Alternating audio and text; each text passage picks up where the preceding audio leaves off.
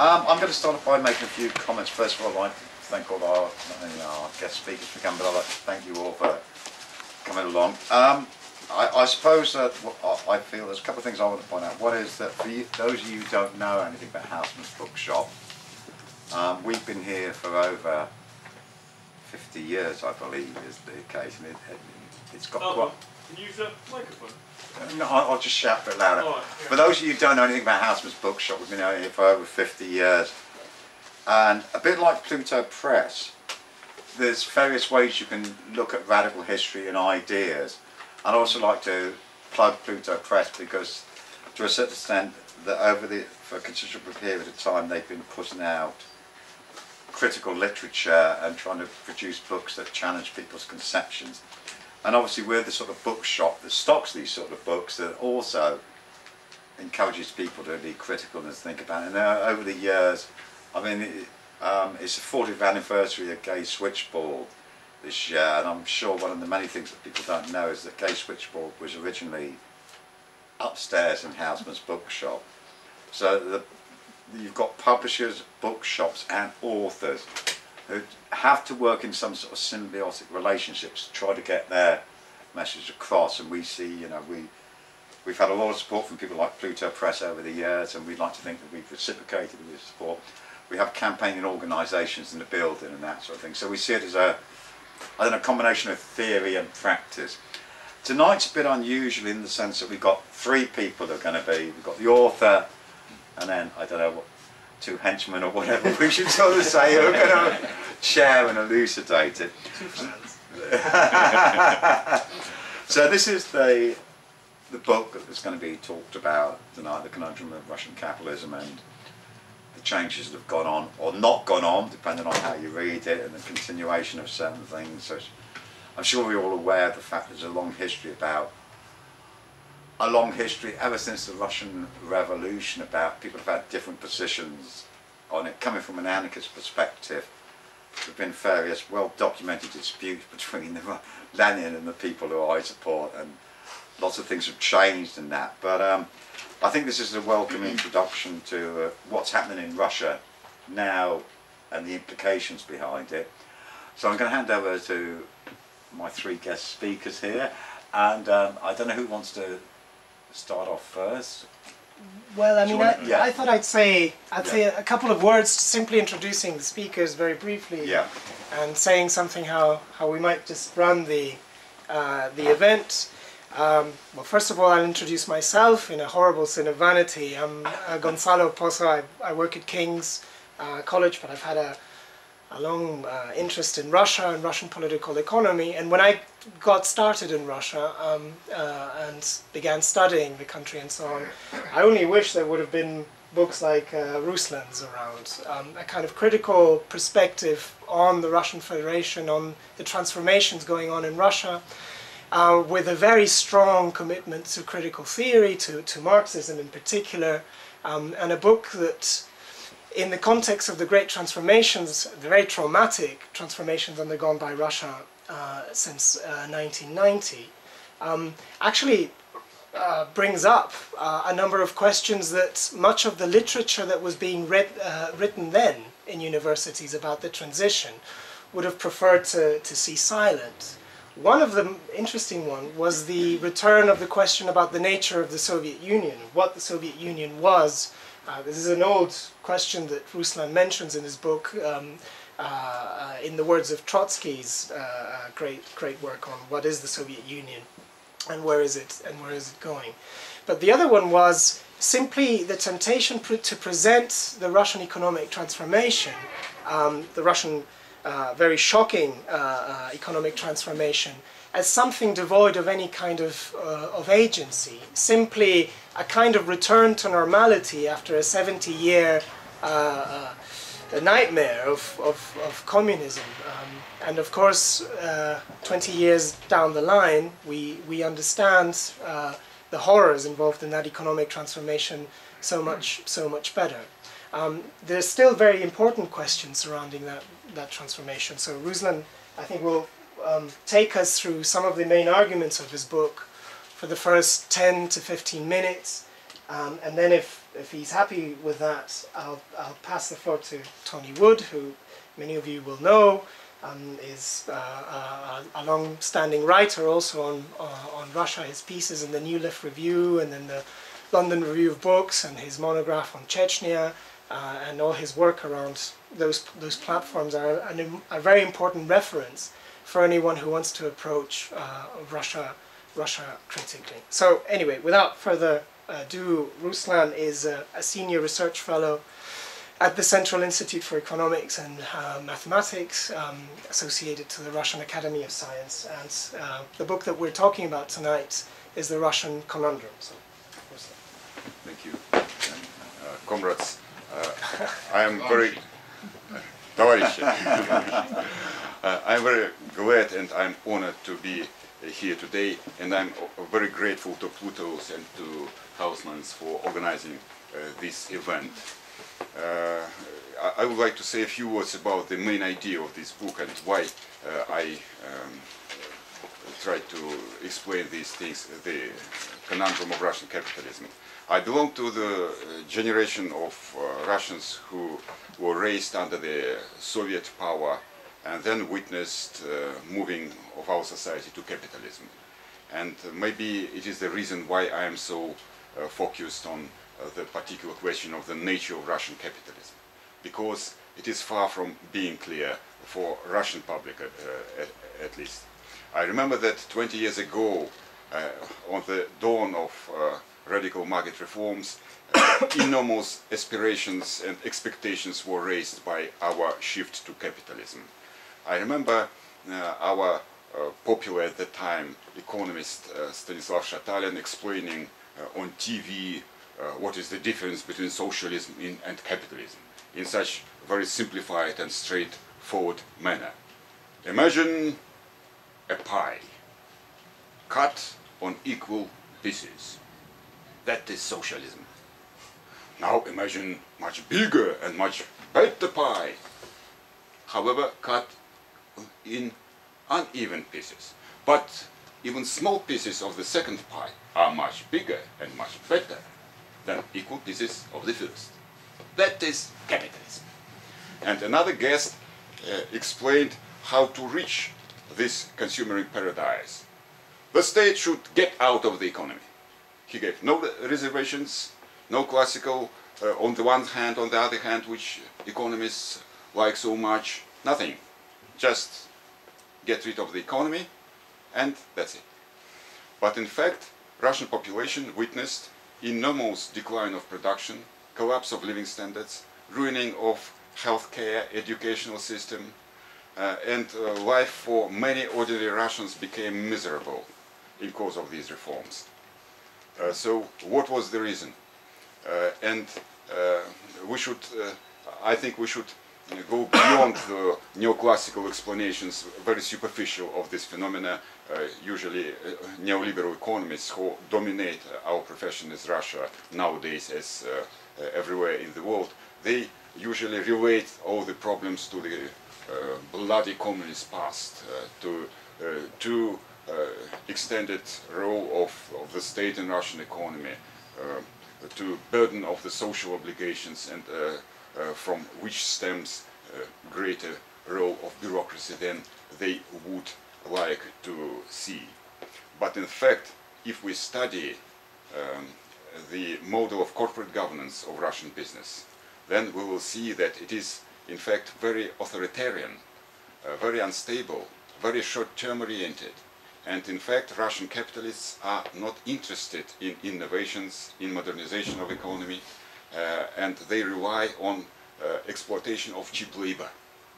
I'm trying to give empirical evidence on this point, because these questions are always debatable when in Russia, when we have the controversy with our neoliberal opponents. And I think that if we take into account all what was imposed on Russian population about capitalism as an inherently efficient economic system, with rational entrepreneurs always interested in introducing the latest innovations and technical progress, and we look from the lens of the prevailing neoclassical orthodoxy on the experience of last 20 years of Russian capitalism, then there is a conundrum. Why we moved to capitalism? We carried out all the principles of the Washington Consensus, but still our capitalists are not interested in development, and the fixed capital stock of Russian industry is extremely obsolete. The average longevity of equipment in Russian industry is about 24 years, while in Soviet times it was less than 10 years, so it is 2.5 times worse now.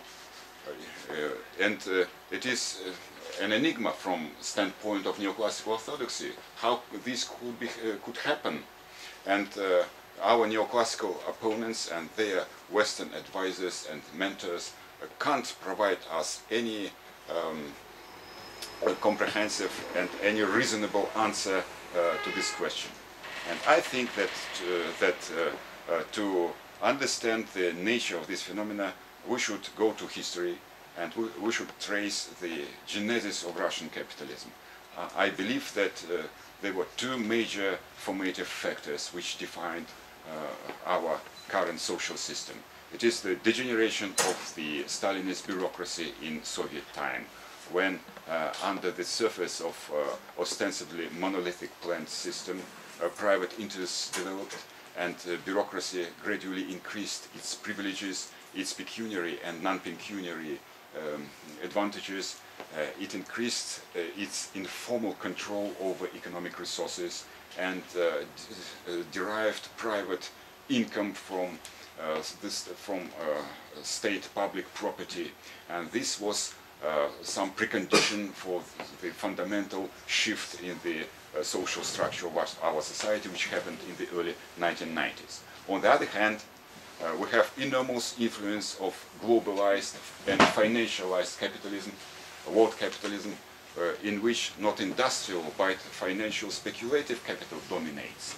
And this also affected the values of nascent Russian capitalists and of nascent Russian big business. That's why our big business is very authoritarian. It is short-term oriented. It seeks not entrepreneurial profit in the sense of neoclassical economics, but seeks rent, extracting rent and diverting it from productive sector to financial sector, and in fact then investing to the world financial markets. This is the, I think this reflects the nature of Russian capitalism as coming from the generation of Stalinist system on the one hand, and occupying the position of periphery capitalism in the current world system on the other. So this is the main idea of my book. It is my answer to the conundrum of Russian capitalism, to the question why Russian capitalists are not interested in developing national economy. And I would like my colleagues to express their opinion and maybe criticize me for being too harsh to Russian capitalism, or maybe being not deep enough with this. Thank you.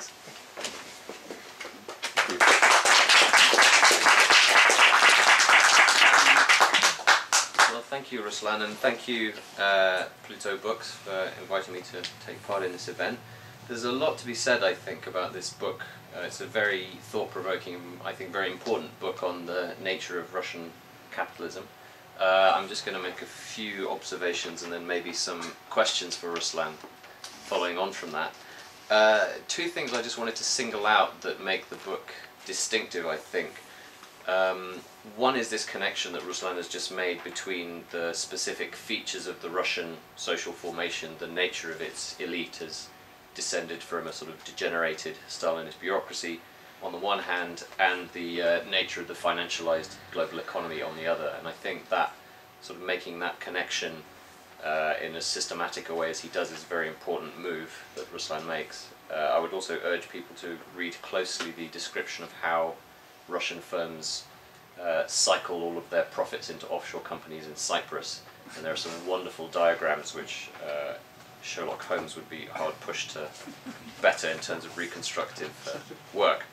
The second distinctive feature I'd think is worth pointing out is the way that Ruslan's analysis moves between the abstract and the concrete, between the level of concepts and the level of empirical observation. So on the one hand you have this idea of insider rent, which is laid out on a very strong Marxist theoretical basis, and from that concept you get an understanding of the investment behavior of Russian firms, and what's particularly valuable about this, I think, is that it gives you a structural explanation for the behavior of the Russian elite as opposed to a moral one.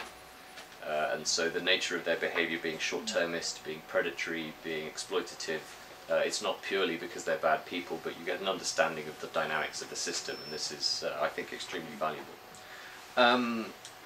Just a few questions for Ruslan, I guess, which he can feel free to ignore and take up more interesting topics, but one is about that role of the state in this system you describe.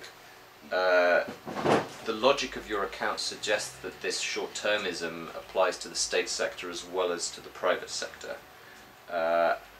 In many countries outside Russia, of course, it's the state sector that undertakes long-term investments in infrastructure and these kinds of things.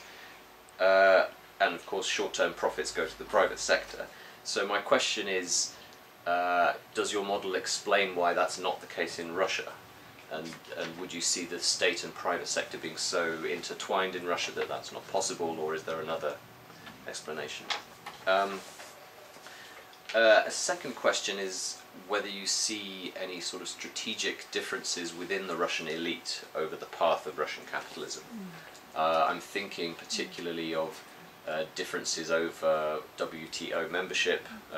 Russia joined the WTO in, I think, the summer of 2012, but it was a very long process. Mostly, it was a combination of obstacles from outside and inside, but I think there were real divisions inside Russia over what to do, and I think it would be interesting to have your take on that, that argument.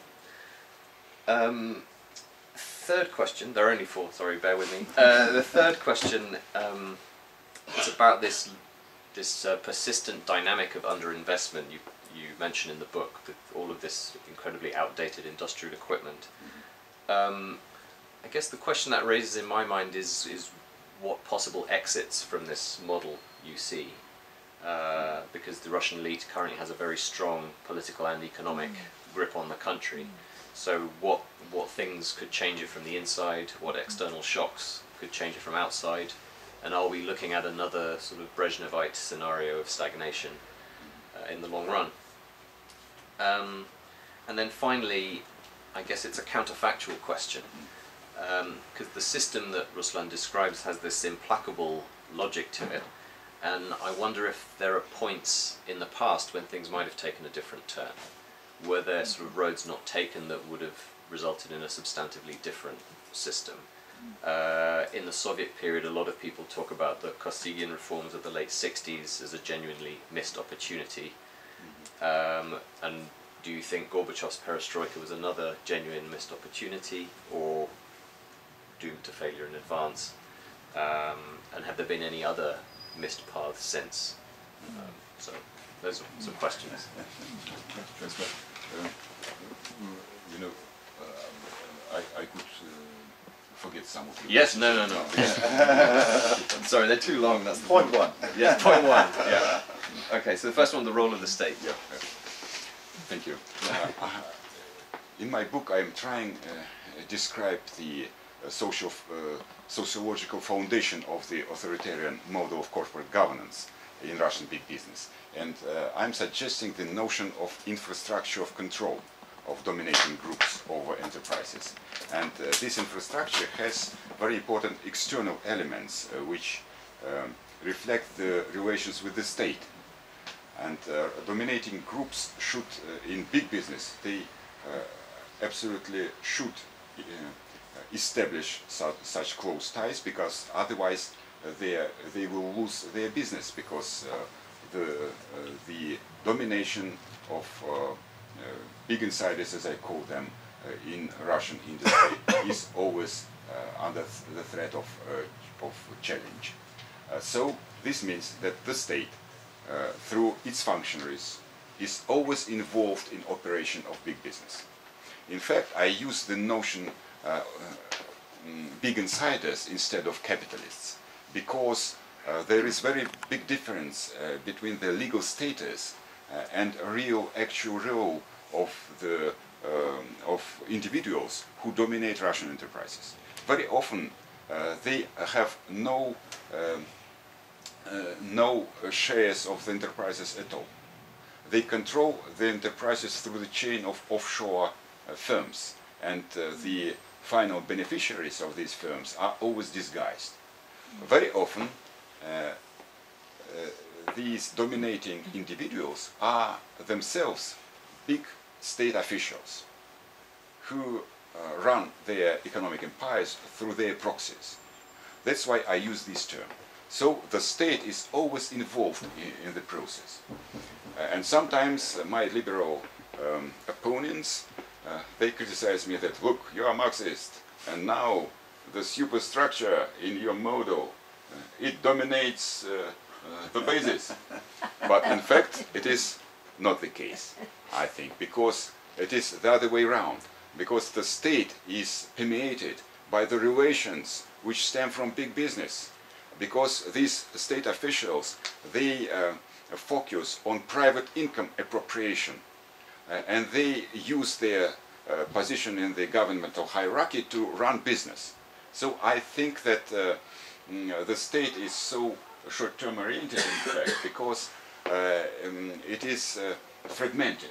You know, state functionaries ostensibly have allegiance to the state hierarchy, but in fact they belong to certain business groups, and their real allegiance and obligations belongs here. That's why we have fragmented state. That's why we do not have genuine capitalist class with class consciousness in the same in which Gramsci understood it, because our capitalist class is fragmented on different groups which are very short-term oriented. If they could develop a long-term strategy, then they would need some collective action, they would develop collective values, collective vision of the future, and only in this case the state could become some relatively autonomous committee on the affairs of big bourgeoisie. Now it is not the case, and I think that the authoritarian regime led by Mr. Putin, it in a certain sense fills the vacuum which is left due to fragmentation of the state. But he fails to develop any consistent long-term strategy, because there is no real genuine capitalist class on which he can rely in this. So this is my opinion on the role of the state. No. So could you remind me your second point to question? strategic differences within the elite. Yeah. You know, I see the strategic differences in Russian elite mainly through the lens of this position of some big functionaries, coterie of Mr. Putin, who have a certain vision of the future, so-called siloviki, people from law enforcing agencies. They would like to defend some Russian national interests, and they share some conservative values, which Ray described on our interesting conference in Cambridge a few days ago. But their real opportunities to influence the development of Russian state are very limited due to this rotten state of our big business and of our capitalist class. I don't think that our oligarchs are able to develop any sound program of modernization of Russia. On the other hand, there are some groups of Russian bourgeoisie who are much closer to Weberian-style rational entrepreneurs, but they are not from big business. They represent small and medium-sized business. And if you look for efficient investment strategies in Russian economy, you will find them not in big business, but in middle business. Middle firms in Russia succeeded in modernizing some subsections of Russian economy. But on the other hand, these people, they are very weak politically. They have no real representation in Russian policy. And I think that in course of accumulating capital and growing, these firms increasingly will obtain the features of current authoritarian rent-seeking big business, because they have no other way out. If they want to compete with their rivals, they have to establish corrupted ties with the state. This means that they have share their incomes. This means that they have to increase exploitation of labor, to cut investment funds. They have to save some money abroad.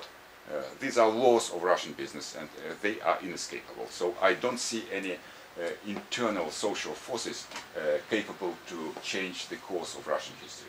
And this leads me to, I think, That's point 3, yeah. third Yeah. question, which was about the possibility of changes. Yeah?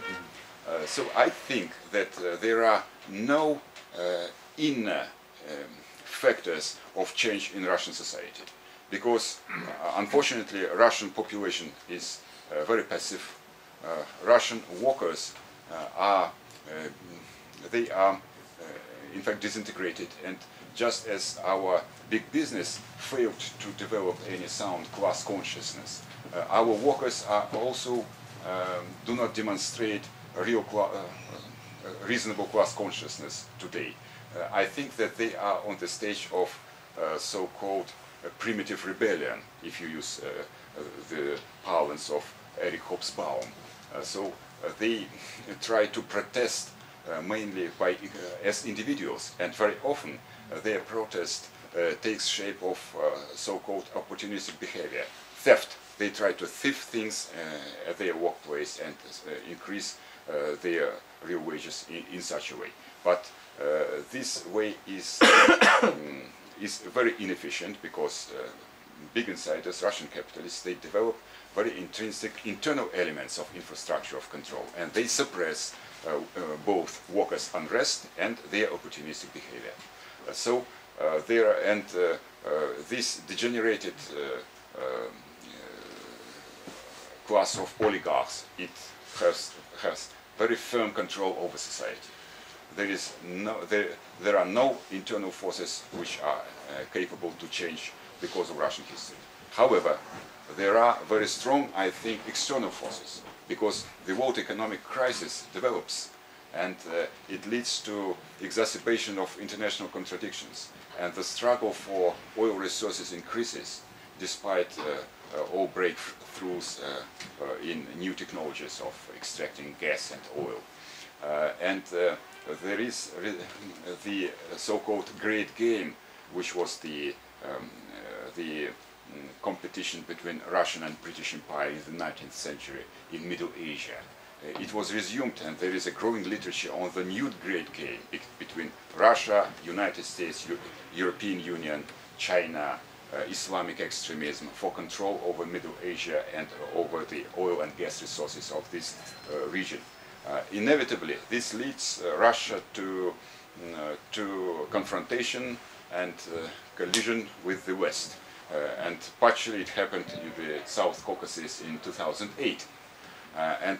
Such degenerated and backward capitalism as Russian has no chances to win in this competition. And I think that just as the Russian-Japanese War of the 1905 led to the First Russian Revolution, just like the First World War led to Second and Third Russian Revolutions, this regime will collapse because of international conflicts. I don't know whether this will lead to a new surge of struggle for socialism in Russia. Maybe it will be some nationalistic reaction or something like that, but I see the change of this very backward system not from within, but from the external forces. And what was the last one? About the past, counter other possibilities in the past. Yes, I think that there were possibilities to avoid what happened in the early 1990s. But it is a tricky question, because if you take the national planning as an institution, then I believe that it had huge, enormous potential.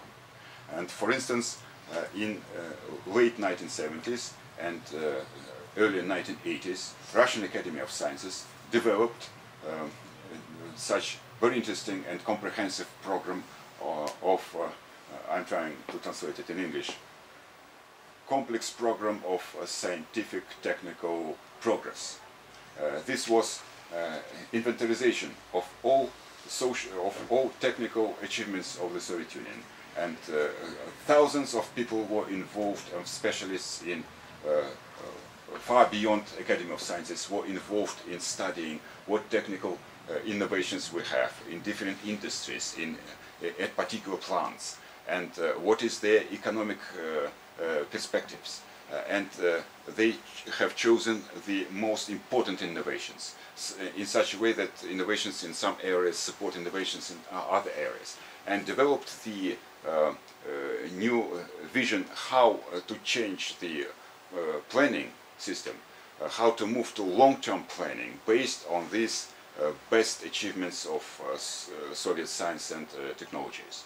And on this basis, it was expected that productivity will grow and rates of growth will increase, and we will give such response to Reagan-Thatcher style military revolution and increase of the Cold War. But this never happened because this plan was rejected. And there are a number of other opportunities which were missed by the Soviet system.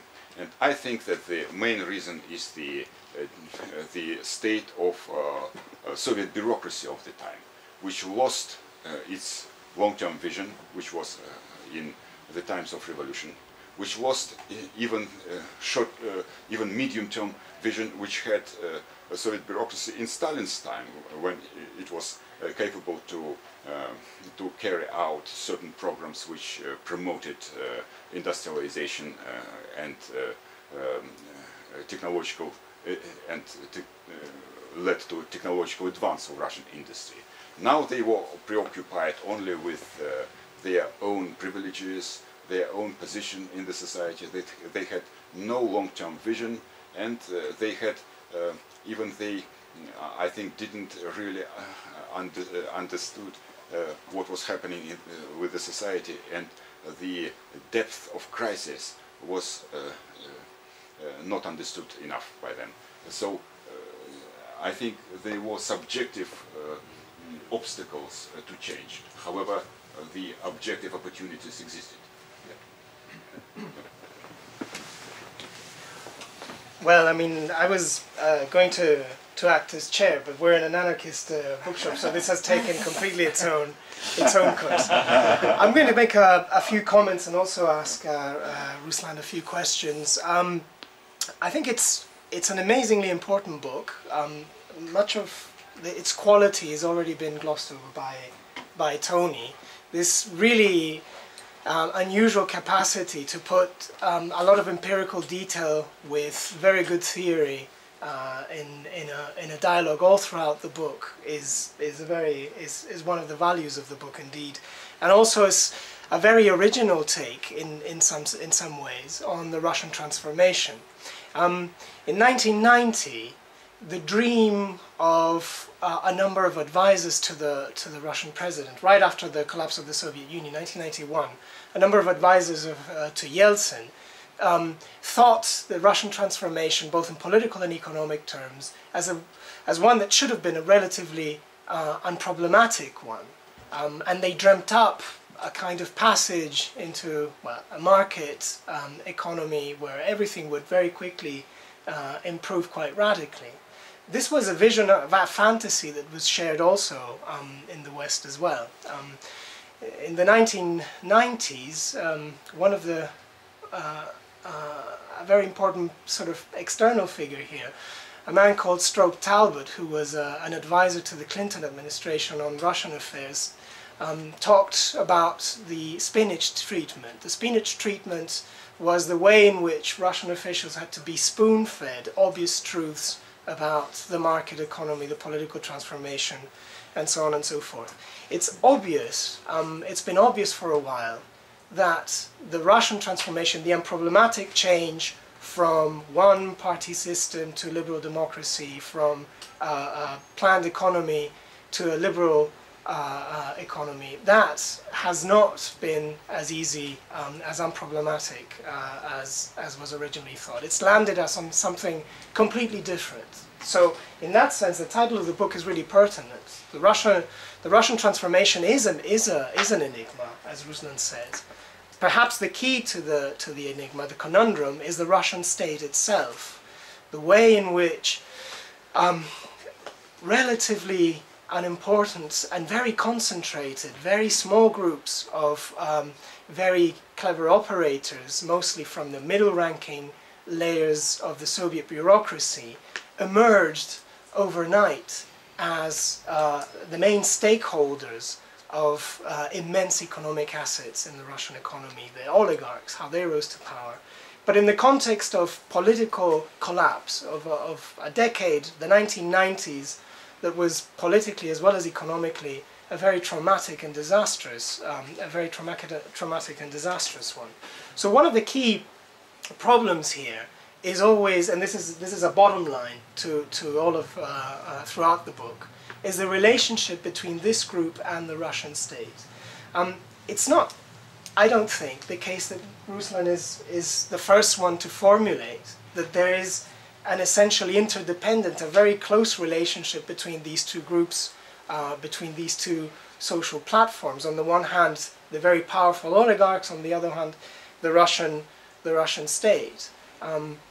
So, for instance, Tony, in 2007, has a piece in New Left Review where he describes, and I think very aptly, the relationship between the two is symbiotic. The Russian oligarchs need the Russian state because in this particular context, and in the context of failed economic transition, this is the way that the Russian oligarchs make profit. This is the way they accrue rent.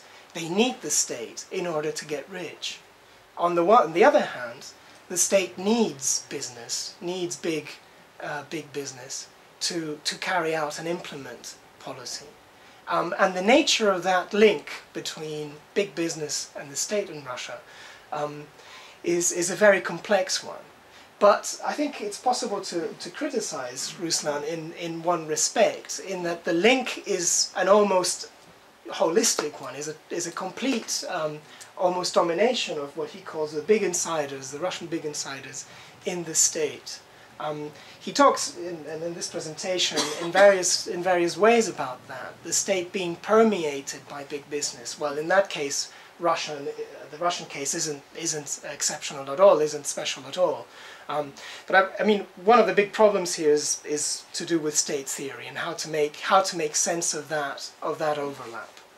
Now here's I think the problem, and this is in a sense something that a friend and also one of the great experts in Russia in the UK, Simon Pirani, has already, these are criticisms that he's already leveled against Ruslan in a journal called Debate here. The relationship is less obvious, less simple than one might glean sometimes from reading Ruslan's book. I'm going to try to complement those points with some observations of my own. The Russian transformation is not simply a long historical dialectical process, a long historical legacy, the shock therapy amidst a context which is dominated by Soviet structures and which, in a sense, those still pervade. It's something that is a deeply geopolitical question. I've already mentioned the role of the United States through that anecdote of Stroke Talbot. And it continues to be an international question, a geopolitical question. There's a very important point there, because if you look at the penetration of international foreign capital within the Russian economy, that's become increasingly important, particularly since the year 2000. And that, in a sense, would suggest that the hold on the Russian economy of the big insiders, which, as Ruslan describes in a wealth of detail, siphons off financial flows and then benefits from being able to put them abroad in offshore havens and so on and so forth. That has, the importance of that has begun to, well, not pale, but diminish in comparison with the role of foreign direct investment flows in Russia. So Western capital is being invested in Russia productively. And it's also possible to see that as something that is, at least to a point, partly concerted by the Russian state itself. The Russian state has had a hand and has had some interest in allowing a little bit of foreign ownership of some of the big companies in the Russian economy. So there are limits to what the importance, to the role played by the big insiders in this case. I think that's quite an important point to make. The other, I think, important point to make, well, there's three, so I shouldn't say the other, I shouldn't fool you, there's more coming. The other very important point to make is that is this notion of insider rent, which is this theoretical characterization, very firmly based in historical materialism, of the ways in which the Russian insiders reproduce themselves, become rich, and so on. Something like a class, in a sense, although something to be differentiated from a straightforward capitalist class on the basis of how they function internally. I mean, one of the big points to be made there is that insider rent tends to leave out the role of the class struggle. The emphasis is overwhelmingly on insiders versus insiders, rather than on the vertical relation that is the lifeblood of capitalism, and which politically can play out in all sorts of ways. And we've just heard Ruslan give a slightly, well, I wouldn't say pessimistic, but not exactly a very optimistic view of the prospects of the Russian working class in countering, in limiting the activities of the big insiders. I think there's a political context which might modulate that, well, for lack of a better word, pessimism or caution that Ruslan shows. I mean, the Russian political scene is changing quite a lot over the last couple of weeks. Has changed. We've seen movements of opposition which we didn't expect to see a few years back. I'm not in any way signing up to them. I'm not saying that they represent any kind of revolutionary vanguard in any way. Some of them, some of the key leading figures in these opposition movements have very ambivalent politics, to say the least, and their use, for instance, of rampant Russian nationalism, for instance, is a very worrying trait in that. But something is afoot in Russian politics, and Russian big business has potentially made noises of realignment. Russian big business could very quickly align themselves to a different winning horse if it saw the tide changing, and the tide politically can change quite quickly. Okay, I've talked for way too long. Sorry, so I'll leave it at those. But I have more points that I'd like to put on. But also, perhaps after Ruslan's answers, we can have some questions and some comments from the floor.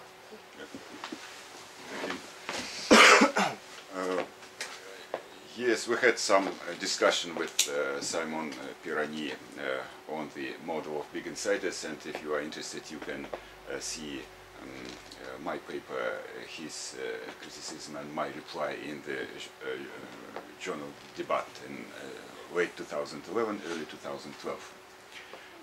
But I think that the role of foreign direct investment in Russia is not very great in terms of its influence on Russian big business, because the foreign direct investment is not so large. It is limited to certain industries of Russian economy, mainly pro-extracting industries, and foreign capital was welcomed by Russian government, and maybe some people in our government had hopes that involvement of foreign capital will change the model of corporate governance.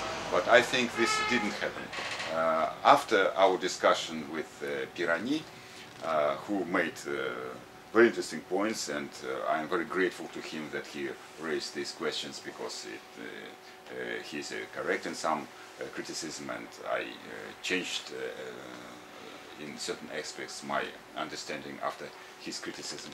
But on the other hand, after our discussion happened this Magnitsky case, if you know what it's about, and the event with Mr. Browder from Great Britain, who was a great foreign investor in Gazprom company, and but when he tried to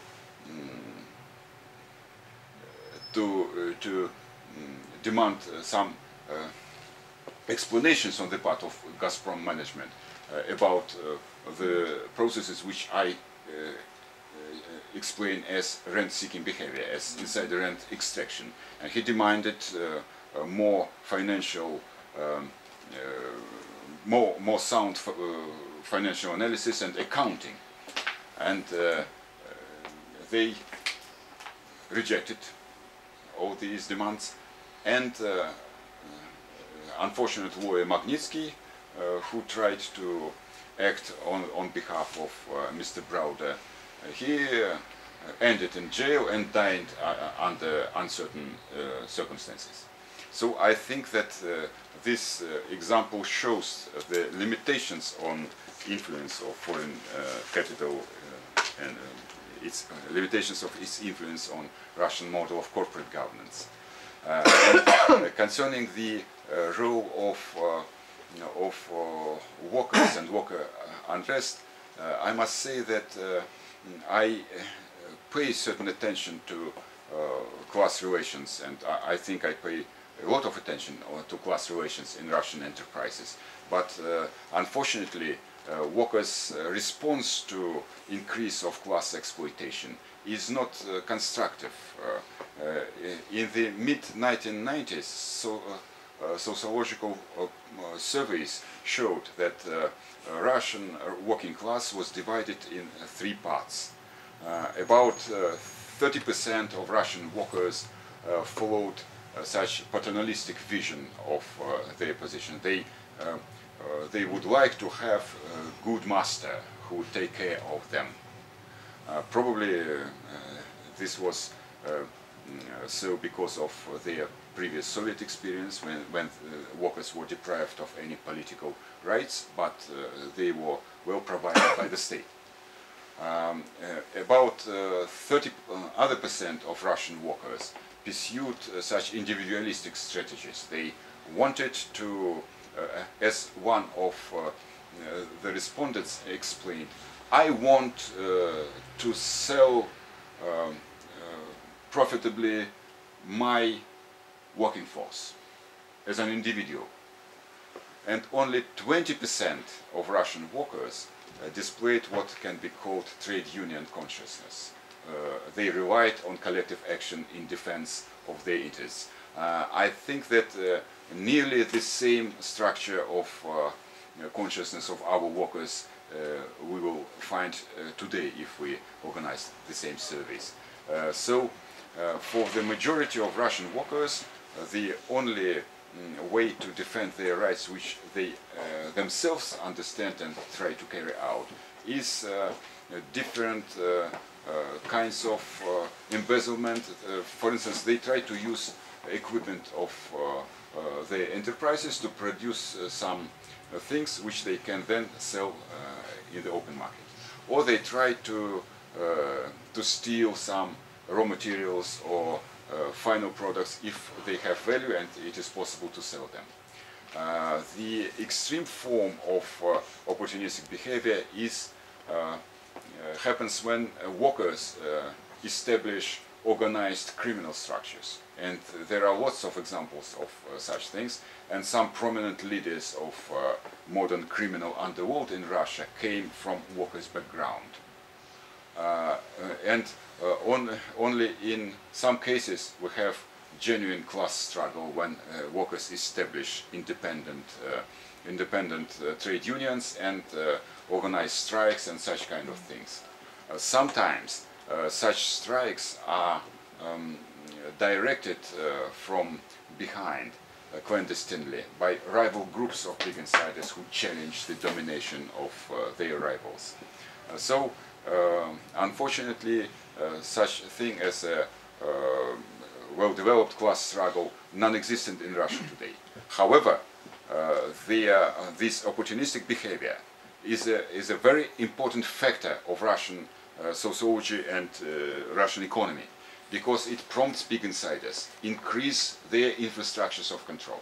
The response of Russian capitalists on such primitive rebellion, and I think that this opportunistic behavior has not only the reasons of improving the welfare of workers. It is, on the other hand, is their protest against degeneration of the value of their protest against rejections of the value of them as individuals, which they encounter on the part of the masters.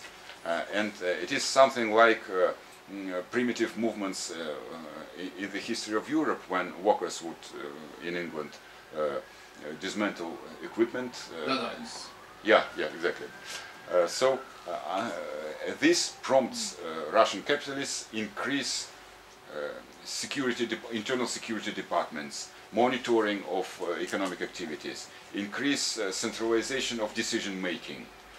They invest money in expanding internal security departments. And a few years ago, I came across such interesting figure that about 800,000 people were employed in private security agencies in Russia, both certain separate firms which provide security services and internal departments at Russian enterprises. And these people, who often came from the army and from law enforcing agencies, they lost their jobs in public sector, in state sector, and they found their employment in private sector.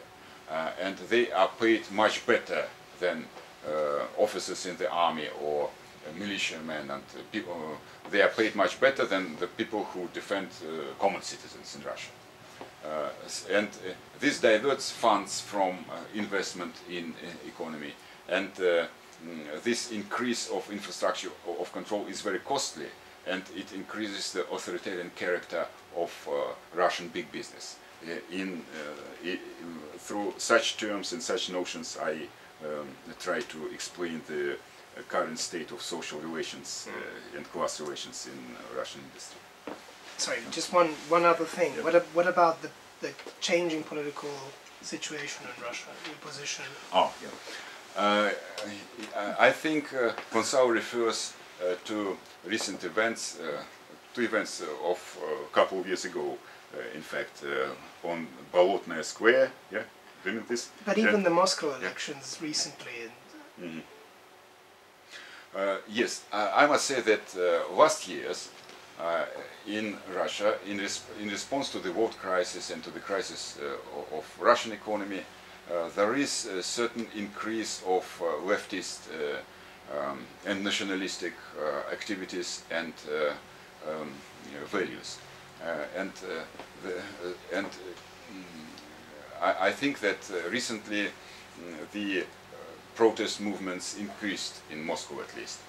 But I must say that very few workers participate in this. I am a bit connected with this sphere because I give lectures on Marxism, on history of Russian Revolution to worker and protest organizations activists, to left-wing activists. And I met a couple of brilliant Russian workers of new generation among these protesters. For instance, one of them came from Lipetsk, where the metallurgy plant of one of the greatest Russian oligarchs is situated. And I was impressed by his intelligence, his understanding of things, and his very high level class consciousness and his understanding of things. And then it appeared, when I started discussing with him all these things, what happened at the enterprise, that he has in fact university education. He graduated from a university and was trained as a teacher of history. But he found that he was able to earn only 7,000 rubles, which is approximately 200 pounds per month, which was impossible for a person who was married and who had children. And at the same time, as a worker, he could earn much more. So he became a worker, then he became a well-qualified worker, and started earning about 500 pounds per month. And he was involved in social protest and social activities. But he told me that he was very disappointed that workers would not respond to his, very few of them responded to his appeal, and he failed to organize independent trade union, for instance.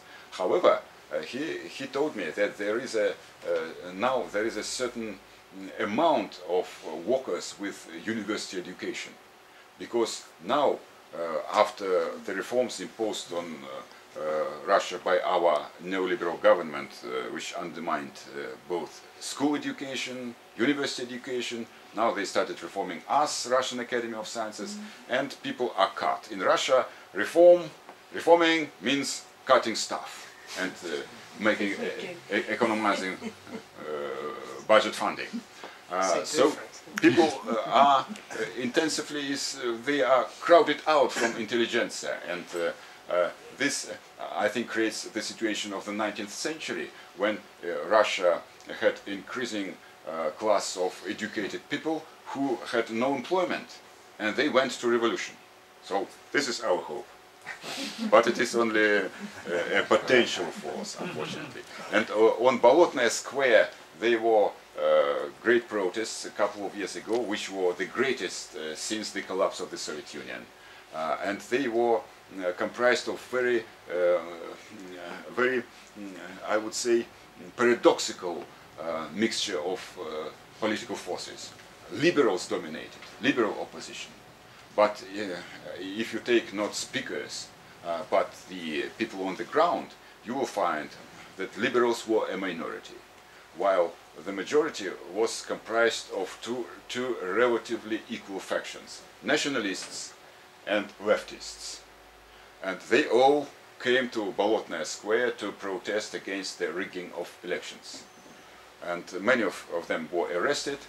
And again, I know some activists who participated, and they were very disappointed that their protest found no appeal among wider public. So I think that we have certain changes in our political situation in Russia, but unfortunately they are not so great to affect with any significance the course of events. Okay, thank you.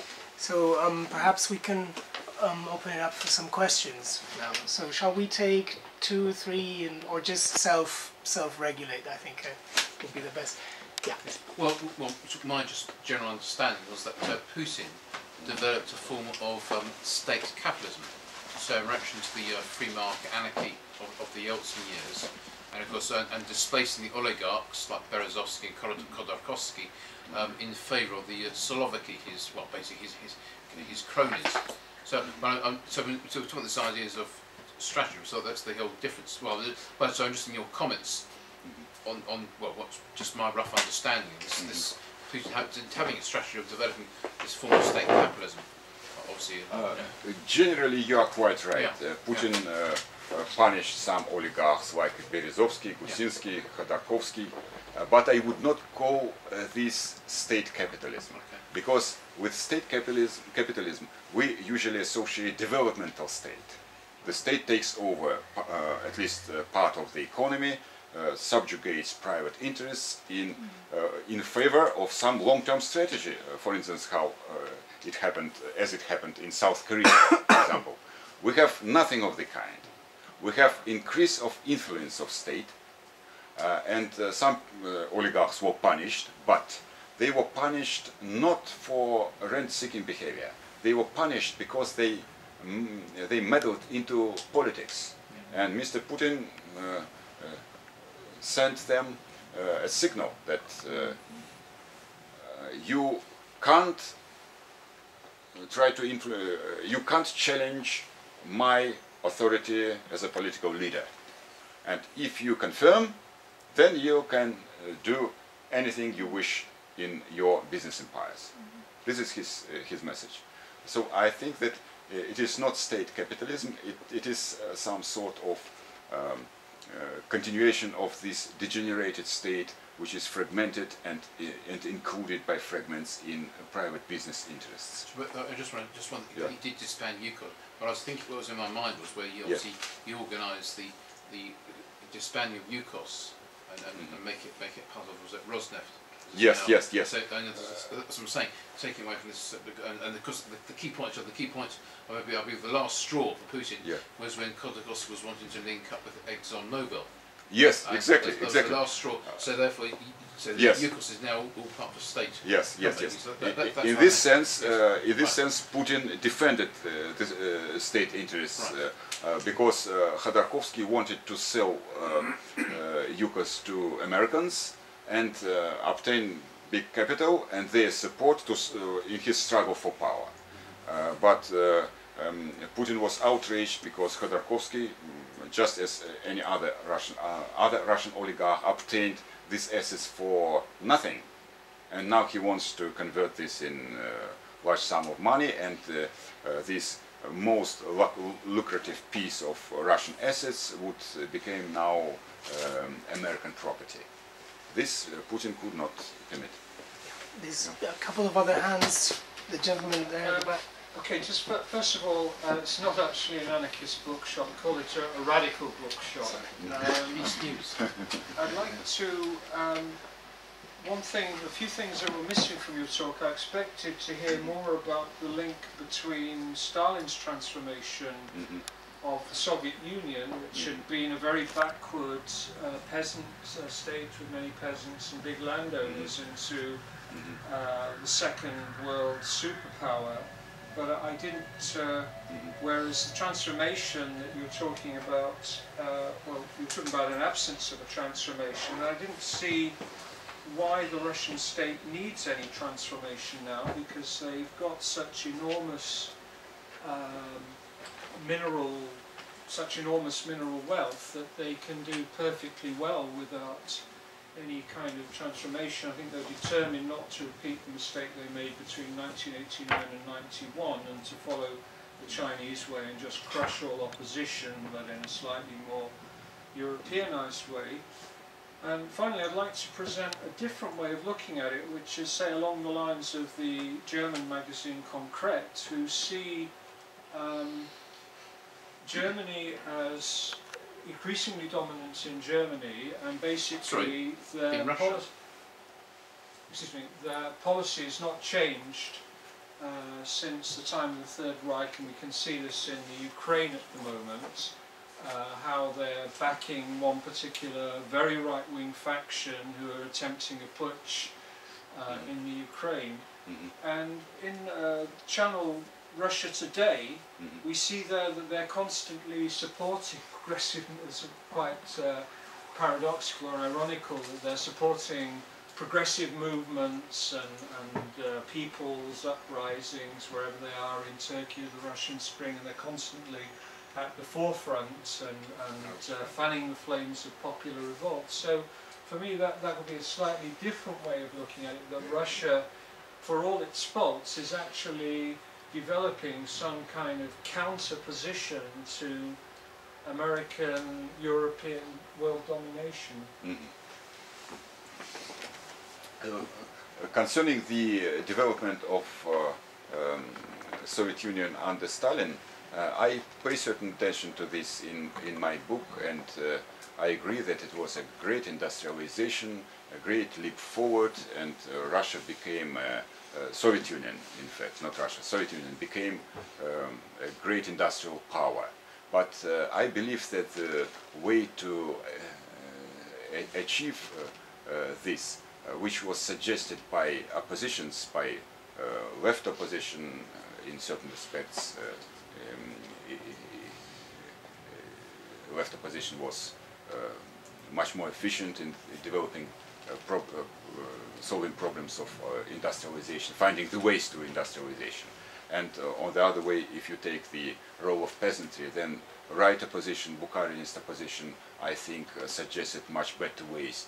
And I believe that the way which was chosen by Stalin was much less efficient than those which were suggested in the course of debates of the 1920s.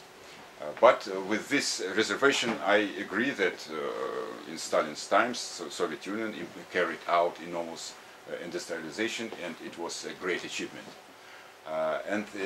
But speaking about the second topic which you raised, that Russia, with all its faults, in a certain sense, it tries to oppose the domination of the United States in the European Union, in Eurasian space. It is quite correct, and we should, I think, more accurately define Russian capitalism, its position in the world system, not as a periphery, as I called it previously, but as semi-periphery. And semi-peripheral state occupies very contradictory position. On the one hand, it is subjugated to the core of the capitalist world system. On the other hand, it tries to establish its own periphery on a regional basis. And this involves certain opposition to the core. And I told a few words about the new great game. New great game is one of the fields where United States and European Union challenge Russia. And Putin tries to give his response using the proceeds from oil and gas, which he sells to the world market. And this struggle for Ukraine between Russia and the West is the current example of this struggle on international arena. The war in the southern Caucasus in 2008 is another example. But I must say that Putin's response from the position of semi-peripheral state of Russian capitalism is inefficient, and it is flawed in the sense that Russia seeks at Ukraine Russian big business. When it invests in Ukrainian economy, and it has a certain stake in Ukrainian economy, but Russian big business usually invests in such enterprises and which are raw extracting or producing metals or something, some products with low degree of precision. And this complements Russian networks of production, just in the same way as, for instance, Chinese production, which relies on labor-intensive technologies, complements the networks, production networks created by American transnational corporations. So Russian big business tries to make Ukraine its own periphery. So there is a struggle on both sides for peripherization of Ukraine. However, I think that the future of Ukraine is tied to the future of Russia much more than it is tied to the future of the European Union, and big parts of Ukraine consist of, in fact, areas with Russian population. So Russian interest in Ukraine is very deep and historical, but I don't think that Russian capitalism, as a semi-periphery of the world capitalism, is able to defend interests of Russian and Ukrainian people efficiently. Eurasian integration, which we discussed at the conference a couple of days ago, in Cambridge, where a couple of people who are present here participated. This Eurasian integration, in fact, is possible only on the basis of socialist movement, because only socialists are, and only on the basis of planning, it is possible to develop long-term strategy beneficial to the both sides. And Putin's Russia is unable to do this. Question over there. Do you see any parallels between what's happened in China and what's happened in Russia, in particular with the relative success of the Chinese Communist Party in building and forging a very dynamic model of capitalism, however corrupt, however unequal, and yet it's very startling to someone like me how different that has been since, say, 1990. And just that we've got now a system in China which is the second most wealthiest economy on earth, while Russia has relatively stagnated. Yeah. If not, indeed, it is much weaker in many ways than it was. You know, you speak about China just in the same vein as majority of left-wing people in Russia. And I also myself shared this admiration for Chinese model, and many people in Russia believe that China is prosperous because it somehow complements and it has both planning and market, and they complement each other. But unfortunately, I think that it is a myth, because Chinese success, relative success, is based on so-called export-led model of growth, which means that China works not on her domestic market, but on foreign market, mainly American market. And you can gain access to American market only if you develop labor-intensive technologies based on very cheap labor. But capitalism tends, with technical progress and economic development, increase the value of labor.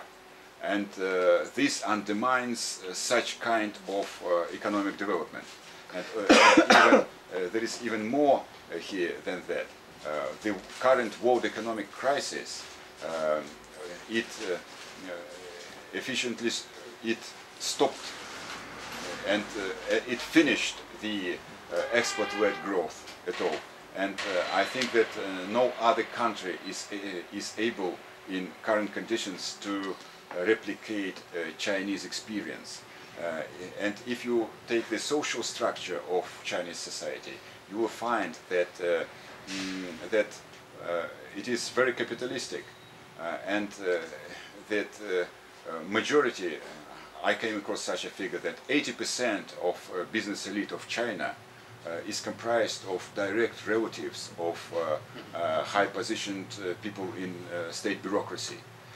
And I think that China gradually experiences the same degeneration which Soviet Union experienced as a shocking event. It gradually happens in China. So now, after studying Chinese experience more carefully, I was disillusioned, and now I don't think that Chinese model represents any alternative to Yeltsin's radical reforms, because, you know, to follow Chinese example, we in Russia should decrease living standards to the level less than Chinese level. But after the Soviet history, after the achievements of Soviet society, it is simply impossible.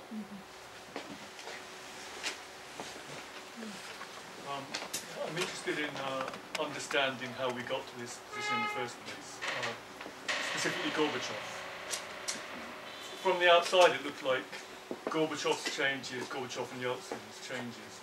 The main beneficiaries were the West and a small powerful elite within Russia. They seem to be the two main beneficiaries. Yeah.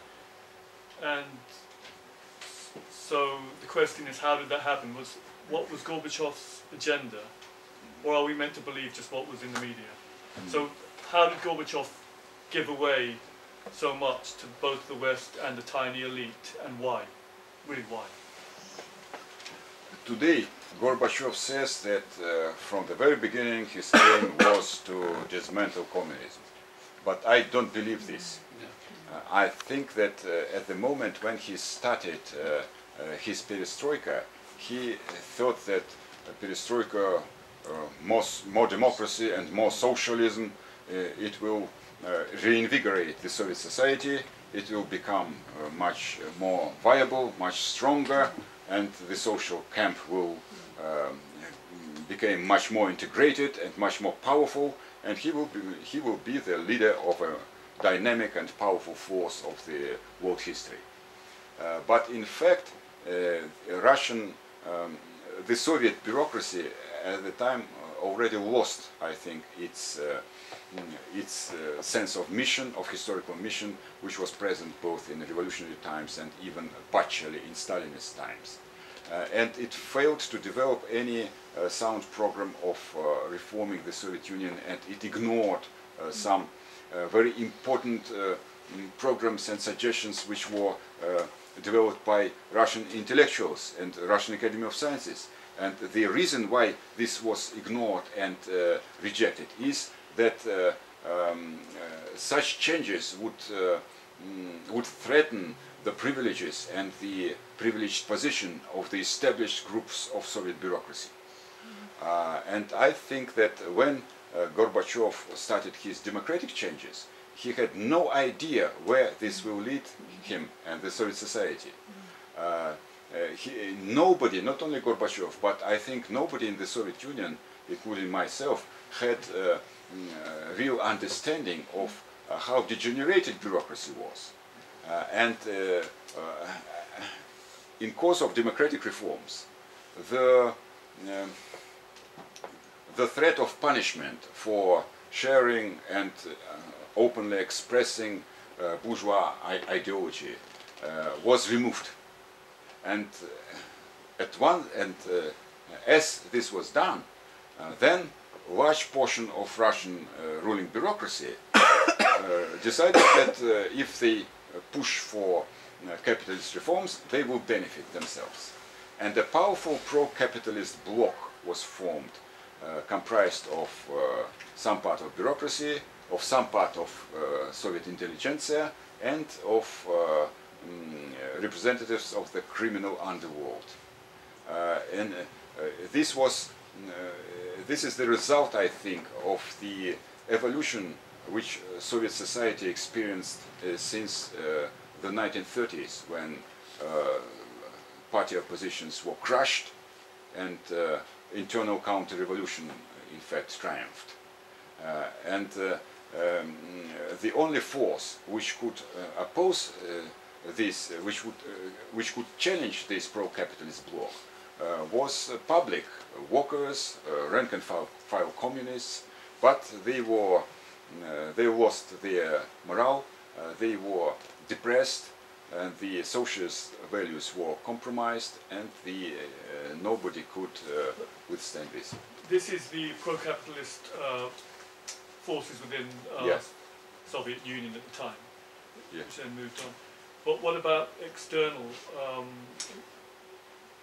The satellite countries all just fell one by one. Yes. And the Soviet Union at the time, Yes. or CIS or whatever, made no attempts to control it, or they just allowed it to disintegrate, and they allowed Western groups to take control, strategic control of very large areas of land. Yes. But so why didn't they intervene then? If Gorbachev still had a vision, the grand vision at the beginning, why didn't he intervene? Why did he just allow it? So I'm implying that backroom deals were done. I don't think that at the moment in 1989 any deals were done between Gorbachev and the West. I think that Gorbachev was bewildered, was puzzled. He didn't expect anything like that. He was lost. He had no great vision. and he is a good man in fact, but he is limited, weak. He is not great man, and you need a great statesman and revolutionary for to go through such demanding and difficult historical time. And he didn't want to threaten his relations with the West, suppressing Eastern Europe by force, because in 1989 he in fact already lost his battle for reforming Soviet economy.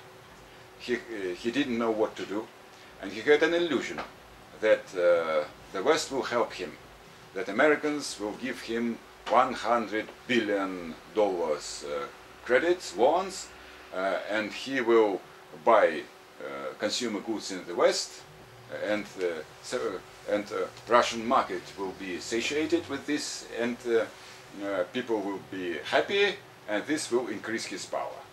And this was an illusion. He obtained nothing, but this illusion was very strong, and he not only decided not to suppress Eastern Europe, but he even gave up all strategic positions of the Soviet Union. Exactly. Yeah, and I think this is the reason. His weakness inside the country, which he tried to compensate by his close relations with the West.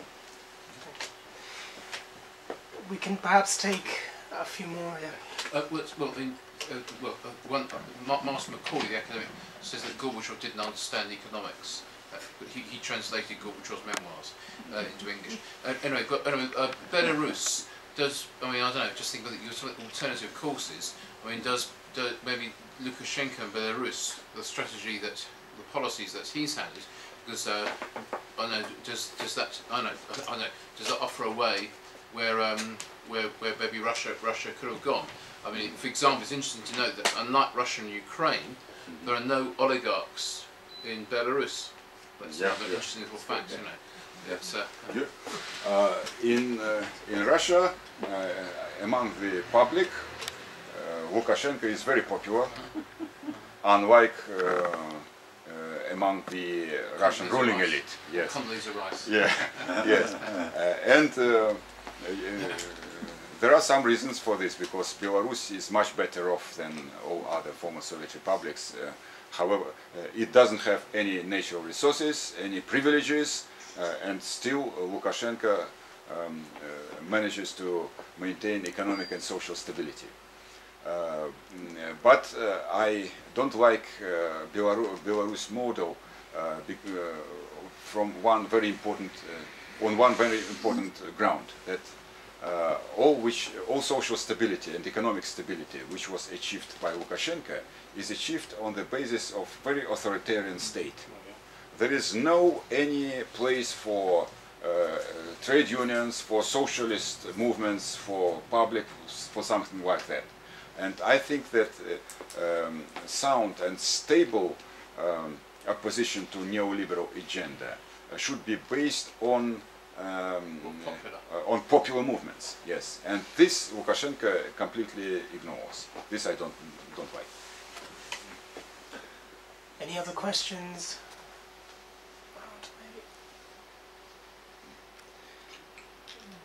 Okay, well, I'm tempted to just ask the last one, because it seems to me there is one point which is slightly strange. Ruslan's model explains the historical rise of capitalism in Russia today, but in a way it's hard to tell shifts and discontinuities. But if you look at much of what's been written about Russia recently, everybody seems to think that there's a big break with Putin. Everything changes after Putin. The composition of the Russian elite, the relations between the elite and the state, the way in which Putin has effectively reorganized the state, reorganized the economy, harnessed the economy and the state in different ways. Indeed, the very ways in which Putin is seen as the jailer of many of these oligarchs. We've talked a bit about foreign policy. I think perhaps in foreign policy more than anywhere else you can see a different Russia under Putin and under Yeltsin. Under Yeltsin, Russia was completely open to business without barely any kind of resistance, although NATO enlargement triggered off some kind of opposition. And Putin, and of course there's a sense in which, well, the explanation is that oil prices are high, and when oil prices are high, you know, any leader of an oil-producing nation gets very assertive. But, and you don't necessarily have to buy that. But nevertheless, Putin seems to have affected some kind of before and after. But wouldn't you? But perhaps you would disagree with that, because I would half agree and half disagree. Yes, there are great changes which you referred to, but I think that the major difference between Putin and Yeltsin is not the level of oil prices, but the fact that under Yeltsin, Russian capitalism was emerging. Under Putin, it emerged. And this is the difference. I would like to illustrate it with such an example. Every man is born as a child, and then he becomes adult. If you compare the child and the adult, there is enormous difference. But at the same time, it is the same man. So under Putin, we have essentially the same system, which foundations were laid by Yeltsin. And the difference is between laying foundations and running the founded society. I see Putin and Yeltsin from this perspective, because of course Putin challenges Western dominance, especially in CIS region, while Yeltsin, with his famous Kozyrev, Mr. Yes, he never dreamed about challenging the West. But it is the objective position of Russia as a semi-peripheral state. If Russia will not fight back Western interference in its sphere of interest, in future it will disintegrate, because it will be impossible to get together all this space. Today, Far East is much more economically involved in relations with China than with the center of Russia, and this will lead to disintegration of Russia if nobody tries to put these lands together. And Putin tries to respond to this problem, but he never challenged the foundations of a new Russian social system. He redistributed the wealth from old oligarchs to his new cronies, and this is a certain change. It means that the state is autonomous in that sense. I mean, it's a very important change within your argument. Yes, yes, it is relatively autonomous. But why? Because if you have a fragmented capitalist class which fails to develop any long-term strategy, then the state apparatus should fill this vacuum. And on the level of the highest leadership, it tries to do this. But if you take the state hierarchy as a whole, you will see that when you come from the top to the bottom, it crumbles more and more. And this puts limitations to what Mr. Putin can achieve. So I think that he tried to change the most detestable and the most dangerous features of Yeltsin's system, but he never tried to challenge the foundations of this system. In this a bit dialectical composition, I would agree with you. No, I think that's good. Okay, well, I'd like to then, if there are no further questions, I think we've been keeping Ruslan hard at work for an hour and a half now. So I'd like to say big thanks to Hausman, the great radical bookseller, and to Pluto, of course, for giving us this great book, of course, and to Ruslan for being here. and for his ideas and thoughts. Thank you. Well, I'd just like to thank you all three for coming along, and the audience as well. Thanks very much. Thanks a lot.